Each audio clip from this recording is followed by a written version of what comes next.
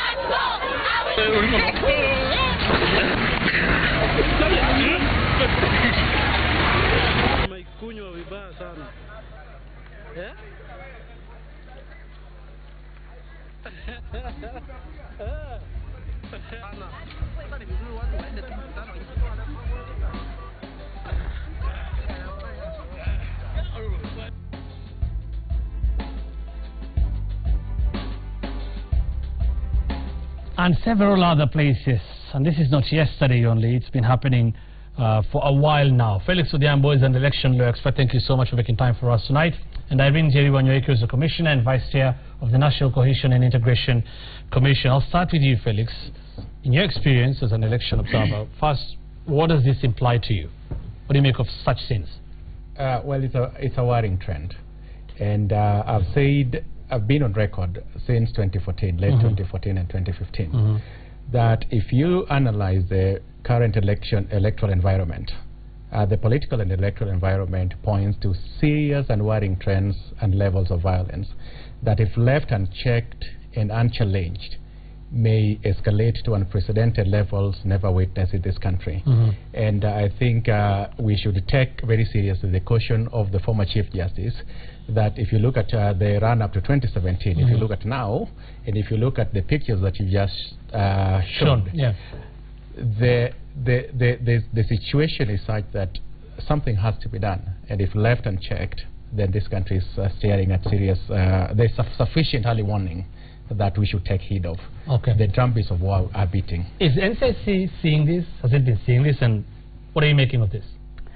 Yes, Hussein, we've been seeing this. We have noted, we have been on the ground, and we have done a lot because this is expected. Somehow this is expected. The dynamics of devolution, the political parties coming together in big numbers, I mean, we can expect a lot in 2017, and we have done a lot. We have mapped the hotspot areas. You've actually, in your report, I think you said 33. Yes. 33 counties. Yeah, 33 counties. But let me even correct the 33 counties. It's not just the 33 counties. As we move to 2017, every county has got its dynamics, and I think every county is going to be a hotspot in 2017. Every county, the 47 counties. Not one is going to be left out. What action, when you say you're taking action, what action are you saying you've taken? Like you're saying you've done a lot. What have you done? We have. What have you done? We've been on the ground. We have tried to do this thing maybe sometimes on our own, but we have realized we cannot do it on our own. And so we have come together with other stakeholders. We are working together with the judiciary, we are working together with the DPP, we are working together with the police, we are working together with the private sector. And we have held very many meetings. We have come out with the Uwiano platform that is bringing very many people together, the security agencies, the political parties, the civil society, and we are actually on the ground. We are discussing how do we come together and arrest this situation, because if it remains like that, as Felix has said, there'll be a problem. There will be a big problem. I'll come to the specific things that you've done shortly, but Felix, do you think a lot has been done? I think, like she says, let's just say a lot needs to be done, and these are the facts. If you look at the factors that led to a peaceful 2013. Among them, sustained peace campaign between the 2007-2008 post-election violence. We went into 2013 elections with the serious optimism. We had a new constitutional framework. We had new institutions, the IEBC, the judiciary, and other bodies like the Political Parties Dispute Tribunal, and a complete departure from the past. Right. And as we went into 2013 election, for whatever it was worth, people knew, the country and the politicians actually knew that if there was no local mechanism to deal with electoral violence, the international community was watching. The deterrence that was posed by the ICC process getting into 2013. Now, if you analyze all that, have actually waned. The factors that led to a peaceful elections have actually dissipated. Now, as we approach 2017, then we need to really analyze these factors and try to see what exactly do we need to do. Now, NCIC has tried, given the resources that they are given and the WEN platform that she has spoken about. But look at the confidence that we have in the laws first, but also on institutions of governance. The IEBC, on its part, actually needs to inject a lot of confidence. You get to hear a reckless statement that if 2017 elections are bungled, then we are not going to go to court. It points to serious, reckless statements like that, really points to serious worrying trend. But if you look at the insightful and inflammatory statements and rhetoric by the politicians, some of which you've just shown us, and just from both sides of the political divide, you see very careless and inflammatory statements. Not to mention that the mobilization of the militia is actually being done for the purposes of using them in 2017, then all this requires concerted efforts.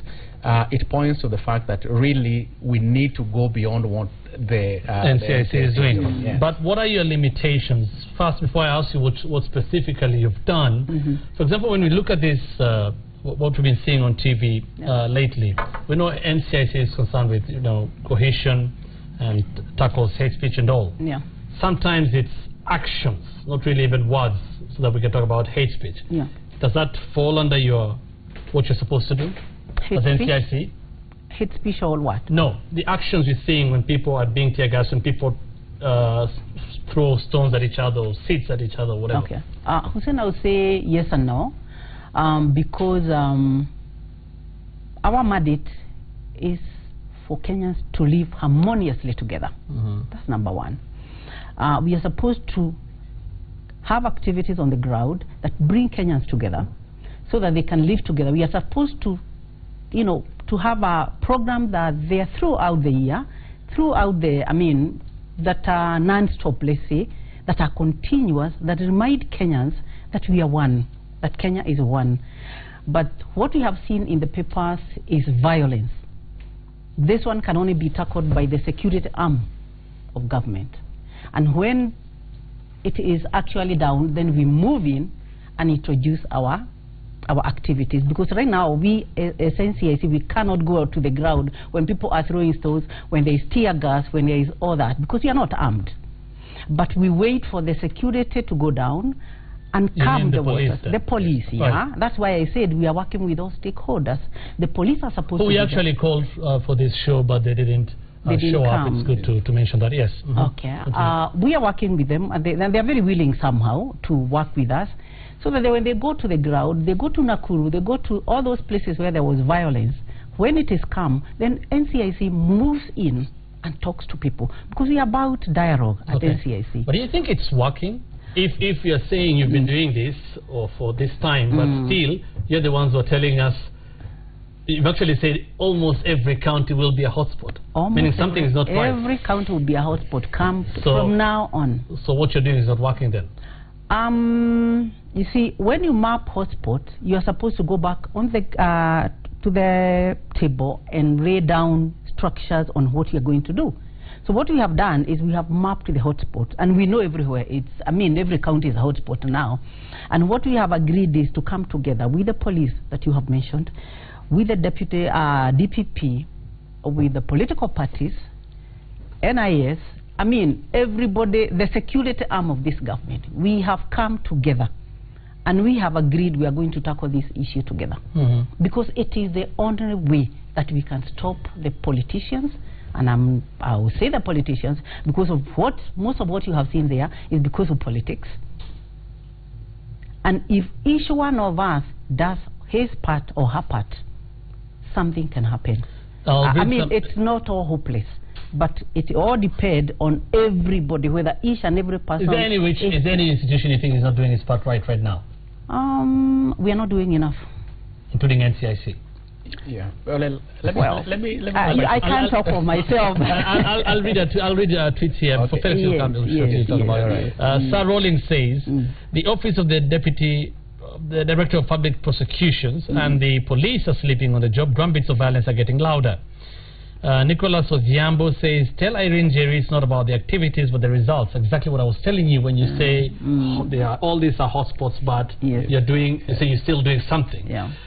Should we have now, I want you to respond this, but Felix also respond this. Shouldn't we have now, if this didn't happen yesterday only, it's been happening, you said it's been happening for a while. It's been happening for a while. Shouldn't we have now seen action taken against a few individuals?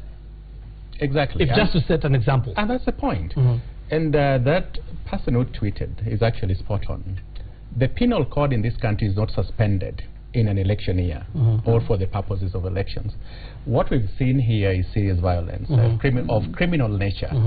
We see destruction of properties. But in this country, it seems to be acceptable that you can assault somebody, especially women candidates, or within the course of campaign. What we saw, for example, in Homa Bay County, for example, that you can actually assault somebody and it can be easily justified that it is an election year, so that is accepted. The police and the DPP should know that the penal code is not suspended. Now, the NCIC has done its part. But I think the IEBC, we have the election code of conduct, and the body that is mandated to enforce the election code of conduct is actually the IEBC. Granted, the campaign proper has not begun, but there is nothing in law that stops IEBC to issue sufficient warning, especially within the context of political and electoral violence, that the code will be enforced. And there are penalties and sanctions, including fines and including disqualification, that maybe if the IEBC were to begin dangling this, then the politicians will actually take heed.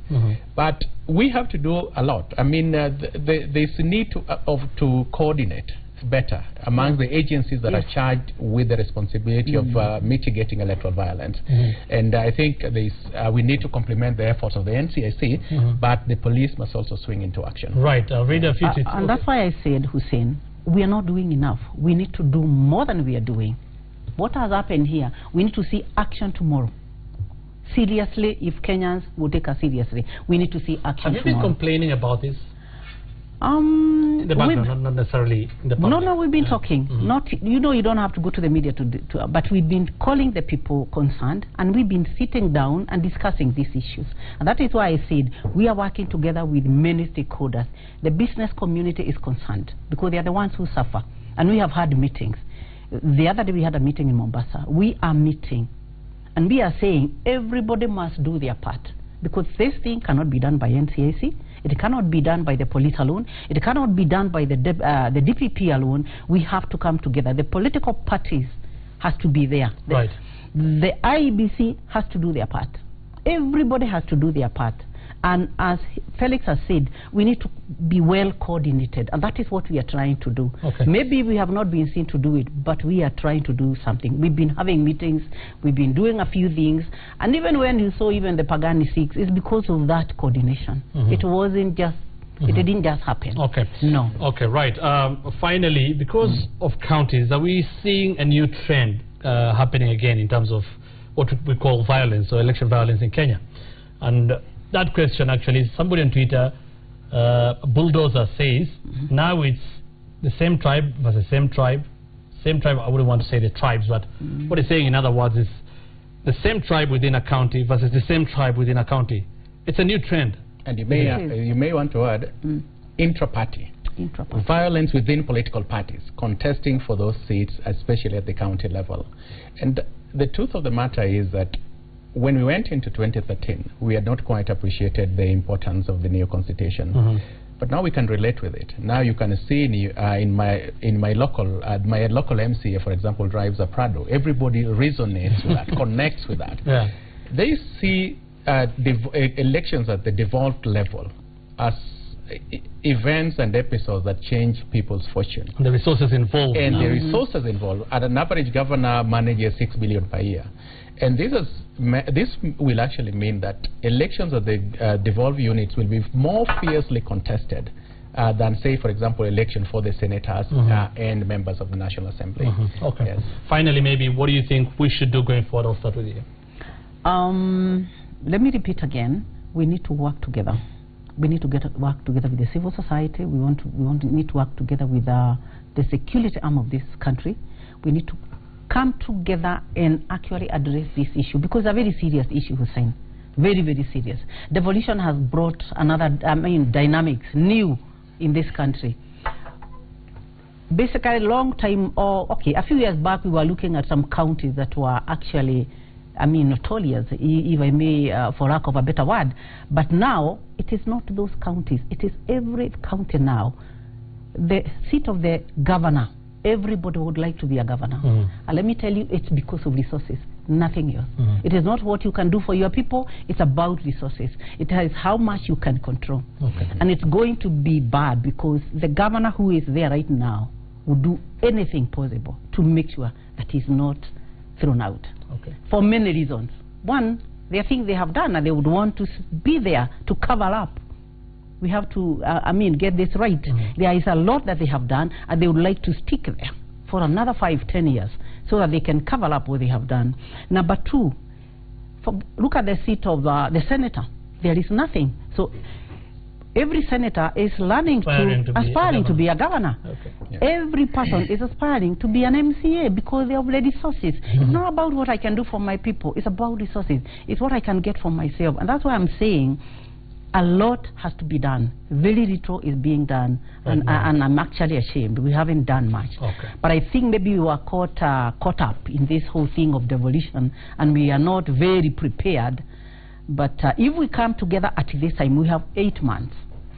There is something we can do. That can be done. There's something can be done. One of the countries that has been hailed as a beacon for democracy in the continent is Ghana. And just recently, just the other day, Ghana once again lived to that. By not only a democratic election, but also a peaceful transfer of power. They've alternated between the NDC and the New Patriotic Party since 2000. Now, part of the reason why elections are not only credible but peaceful in Ghana is because of strong institutions. The Electoral Commission of Ghana, the coordination between the various agencies, including the police, the judiciary, etc.